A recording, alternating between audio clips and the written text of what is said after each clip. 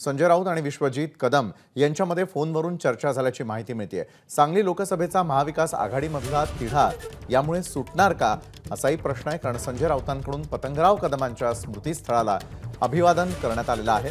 तर दुसरीकडे मोठी बातमी ती म्हणजे संजय राऊत आणि विश्वजीत कदम यांच्यात झालेली फोनवरील चर्चा।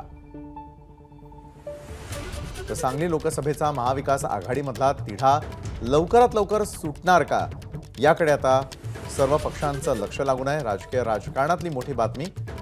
तर दुसरीकडे संजय राऊतांनी पतंगराव कदमांच्या स्मृतीस्थळाला अभिवादन केलंय।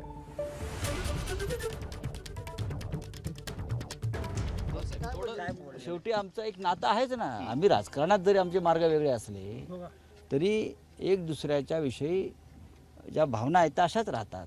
आता आम्ही त्यांच्या वडिलांच्या समाधीस्थळी आलो, त्यांना मी सांगत होतो मी इथे पोहोचलोय। त्यांनीही मला फोन करून सांगितलं तोडगा काही काँग्रेस आणि तुमच्यामध्ये जो चालू आहे उमेदवारी देणार, कोणालाही तुटेपर्यंत आणावं असं वाटत नाही, ना काँग्रेसच्या नेत्यांना वाटत ना आम्हाला वाटत। यातून एक मध्यम मार्ग निघावा आणि सांगलीची जागा महाविकास आघाडीनं जिंकावी ही आमची भूमिका आहे। हीच भूमिका विश्वजीत कदम यांची आहे आणि हीच भूमिका विशाल पाटील यांची आहे। एबीपी माझा, उघडा डोळे बघा नीट।